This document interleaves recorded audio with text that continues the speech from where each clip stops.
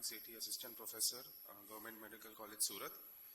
And today we are going to talk about congenital talipes equinovarus, also known as CTEV. So, what topics are we going to cover today? What is CTEV? The epidemiology, etiology, pathological anatomy, clinical features, classification, radiologic evaluation, and treatment. So, what is CTEV? CTEV is a rotatory subluxation of the talocalcaneonavicular joint, that is the subtalar complex, with the talus in plantar flexion and the subtalar complex in medial rotation and inversion. It is also known as club foot. Talipes is derived from the term talus, that is ankle, and pes, that is foot. Equinovarus derived from the word equino, means like a horse, and varus means inward rotation. So, CTEV has 4 components. The mnemonic for that is cave. C is for cavus. Cavus means exaggerated medial longitudinal arch at the midfoot. We will see that in the following slides. A is for adduction, that is the forefoot is in adduction at the tarso-metatarsal junction. V is for varus. The hindfoot is rotated inwards at the talonavicular joint. And equinus is foot is fixed in plantar flexion at the ankle. Okay. So this is the image which shows hindfoot equinus, that is the foot is in plantar flexion, midfoot cavus. So we can see a prominent crease on the medial side, and the heel is in varus. As you can see, the heel is rotated inwards. Now, epidemiology, the incidence is 1 to 2 per 1,000 live births. Incidence in first degree relation is 2%, and incidence in second degree relation is 0.6%. Incident in male is to female is 2.5:1. Etiology, most common cause is idiopathic. The other cause can be secondary.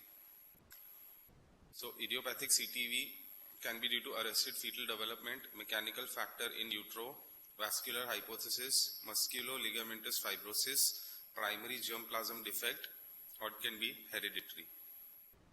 Secondary CTEV associated with neuromuscular or syndromic etiologies like arthrogryposis multiplex congenita, dysplasia, Stier syndrome, Neil-Patella syndrome, also associated with paralytic disorders like poliomyelitis spina bifida.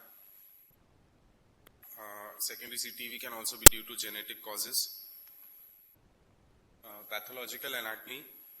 So the bones, talus, the head and neck is deviated medially and downwards.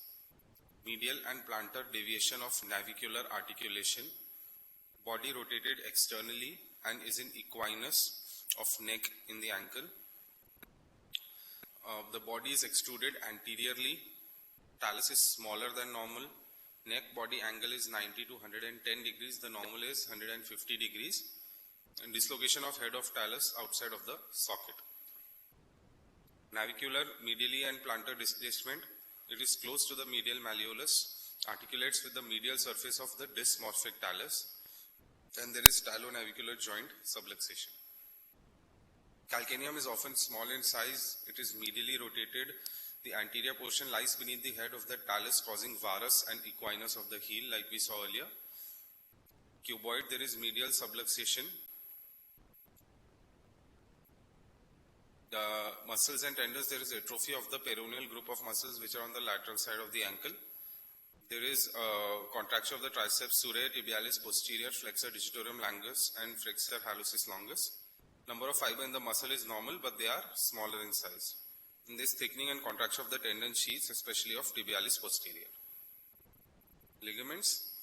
There is thickening and contracture seen in, now these ligaments are present in the ankle medial and posterior. They are the calcaneofibular ligament, talofibular ligament, the deltoid ligament medially, long and short plantar ligaments, spring ligament medially, the bifurcate ligament, the introitious talocalcaneum ligament, and masternode of Henry. Pathological anatomy of joint capsule and fascia. There are contractures seen in posterior ankle capsule, the subtalar capsule, the talonavicular joint capsule, and the calcaneocuboid joint capsule. So basically all the joints forming the ankle joint and the hind foot, they all their capsules have contractures. Plantar fascia contracture also seen, which is responsible for the cavus deformity. Cavus again is the medial crease that we see. Skin changes. There is a deep crease on the medial side, as you can see in the picture. There is dimple on the lateral aspect of the ankle and midfoot, shortening on the medial side of the sole, and callosities and bursas are formed on the lateral side of the foot, because as the child walks, he bears weight on the lateral side as the foot is inward rotated. Clinical features: the heel is small and heel is in equinus. Foot is inverted on the end of tibia. Deep creases on the medial and posterior aspect. Abnormally thin calf. There's varying degrees of resistance. It can be fixed deformity when we try to dorsiflex and evert the foot. Other joint abnormalities are lack of correctability. Associated anomalies are neuromuscular. Now classification are idiopathic and non-idiopathic. Cumin classification: Ponseti and Smoley, Harold and Walker, Browns and DeMaglio. We don't need to go into detail of all these classifications. There are two most important ones. They are the Cumin classification. So Cumin classification consists of a supple joint. A supple joint means foot can be brought to normal position and all joints are mobile. Neglected CTV can be that there is no treatment for the condition for 1 year. Relapsed means corrected deformities appear again. Recurrent means types of relapse due to muscle imbalance, so it occurs again and again and again. Resistant CTV means no correction after conservative management. And rigid CTV means after conservative treatment, forefoot deformity is corrected and hind foot deformity remains uncorrected. So the cavus is corrected, but the heel varus is not corrected for rigid. Pirani scoring system is the most important scoring system which we use nowadays to assess CTV. It is a simple and reliable system to determine the severity and monitor progress in the assessment and treatment of club foot. 6 signs are assessed, 3 in the midfoot and 3 in the hindfoot. Based on 6 well-described clinical signs of contracture characterizing a severe club foot, if the sign is severely abnormal, the score is 1. If it's partially abnormal, the score is 0.5. And if it's normal, the score is 0. Total score varies from 0 to 6. So this is the Pirani scoring system. These are the signs that we use. First, the medial crease. If there is no medial crease, that means it is normal, score is 0. Then if there is a slight medial crease, score is 0.5. And if medial crease is well visible, score is 1. Curved lateral border. So generally the lateral border is not curved, score 0. Mildly curved 0.5, severely curved 1. Lateral head of talus, meaning on the lateral side we palpate the head of the talus. If the head of the talus is palpable properly, then the score is 1. Okay, if it is partially palpable, it is 0.5. If it's not palpable, score is 0. Posterior crease, if there is a prominent crease, score is 1. If there is a crease which is not very prominent, score is 0.5. No crease, 0. Empty heel meaning when we press on the heel, on the posterior aspect, we do not feel the calcaneum, we feel that it's empty. If it's empty, score is 1. If we can feel the calcaneum, it is 0. And rigid equinus, so if the equinus can be corrected totally, score is 0. If it's corrected till 90 degrees, score is 0.5. And if it can't be corrected, it's rigid, the score is 1. Radiographic evaluation for non-ambulatory child, anterior-posterior views and stress dorsiflexion lateral views are taken. For an older child, standing anterior-posterior and standing lateral views are taken. Important angle that we measure are talocalcaneal angle on AP and lateral view, tibiocalcaneal angle on lateral view, and talus first metatarsal angle.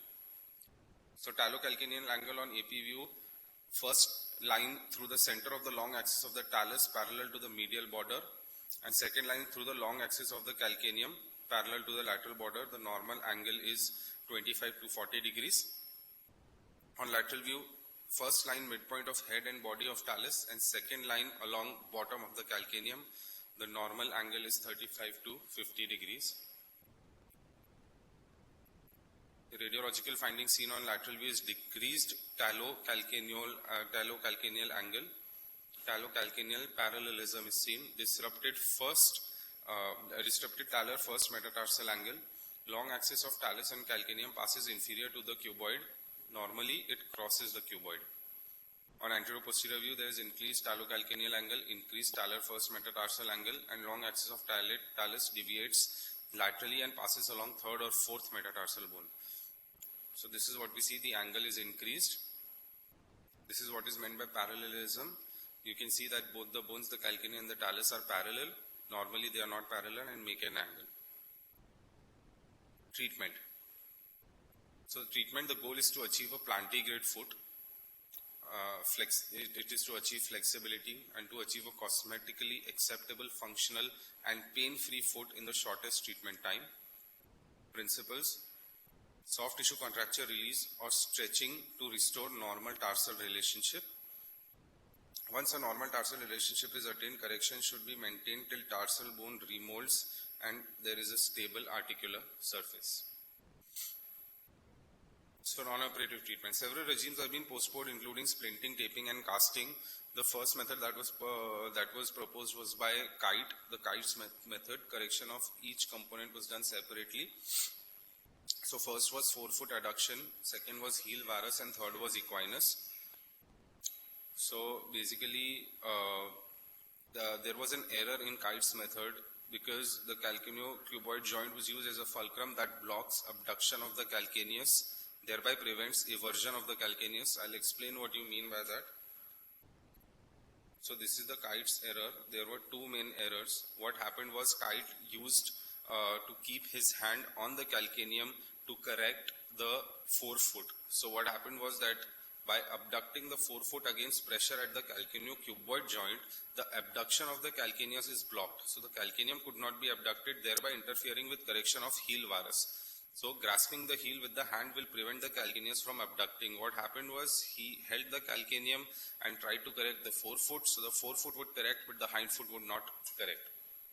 Okay, so this was the kites method that was used earlier. What we use nowadays is the Ponseti technique. It is a two-phase treatment.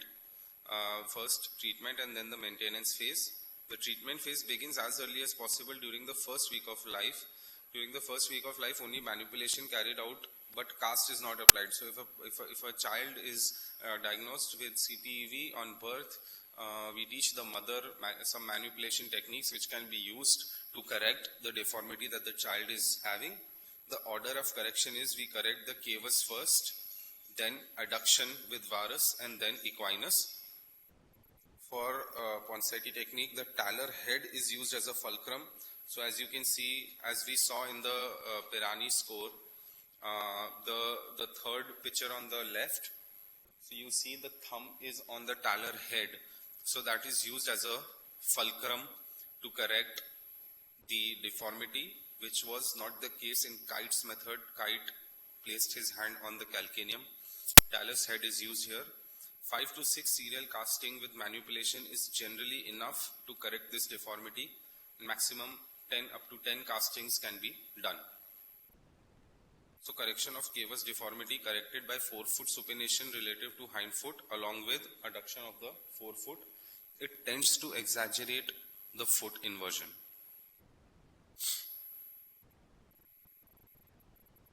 The thumb is positioned over the lateral aspect of the head of the talus and finger to correct the forefoot. Cavus and adduction are corrected by slight supination of the forefoot. Correction of varus and adduction. Correction of cavus brings the metatarsal, cuneiform, navicular and cuboid in the same plane of supination. Now the foot is abducted and held in flexion and supination to accommodate the inversion of the tarsal bones.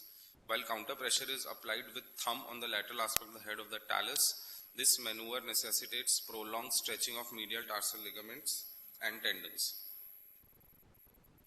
Pressure exerted on metatarsal and counter pressure on the lateral aspect of the head of the talus, further abduction of foot held in flexion and supination, as you can see in the picture. Forefoot is further abducted and supination decreased but without pronating the foot. Correction of equinus should be attempted when hind foot is in neutral position to slight valgus and foot is abducted 70 degrees relative to the leg. So correction of the equinus is done as a at the last stage. Equinus is corrected by progressively dorsiflexing the foot. The foot is in plantar flexion. You have to dorsiflex it. That's how equinus is corrected. To facilitate rapid correction, a subcutaneous stenotomy can be done. Care should be taken while doing it. Foot is further abducted to 70 degrees to stretch the medial tarsal ligament. Note here, the heel is not grasped by the hand, thus allowing calcaneus to abduct with foot and heel varus to correct. Equinus corrected by subcutaneous section of tendo-achilles. So percutaneous stenotomy, the foot is held in dorsiflexion and the tendon is felt. A blade of 11 number size enters parallel to the medial border of the tendo-achilles 1 centimeter above the insertion. Blade is pushed from medial to the tendon and rotated 90 degrees underneath and the tendon is cut. A pop is felt and the cast is applied in dorsiflexion. So this is the figure how the tenotomy is done. As you can see, we are going from medial to lateral side. We are on the medial border of the tendo-achilles.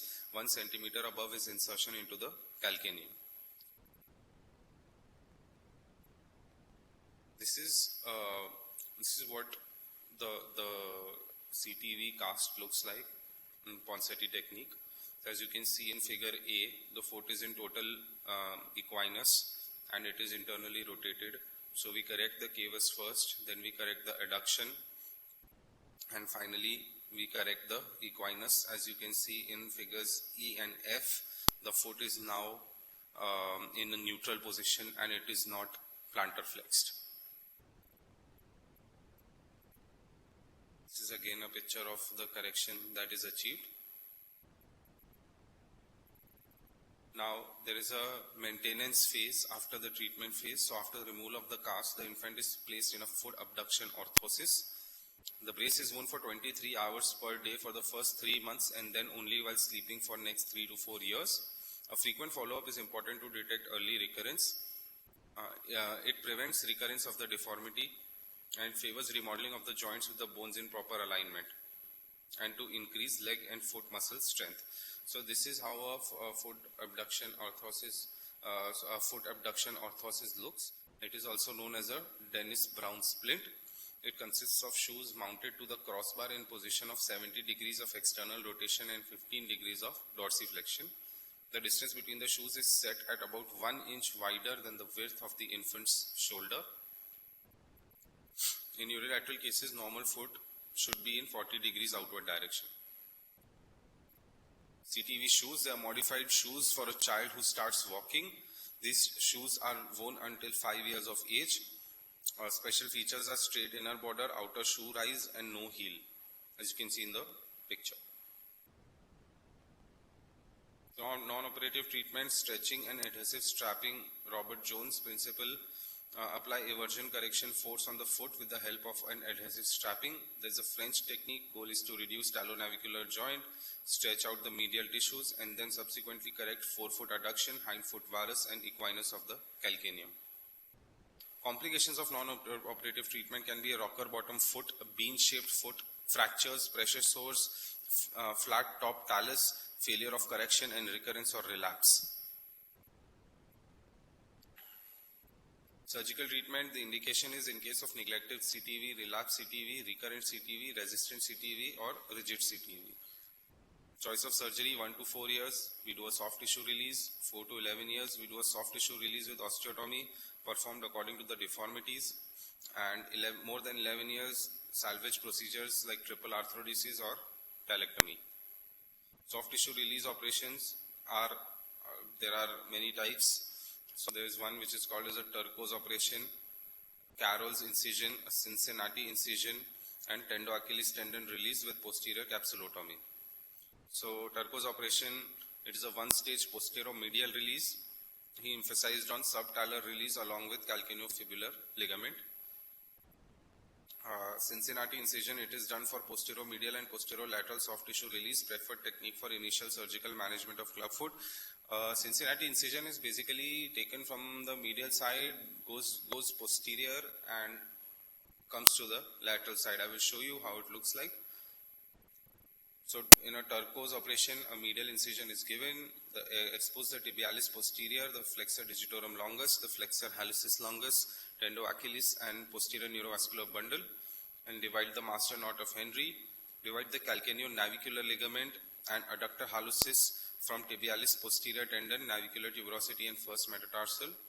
The posterior release is done by doing a Z-plasty of the tendo-achillis, incising the posterior capsule of the ankle joint, subtalar joint, and dividing the talofibular ligament and calcaneofibular ligament.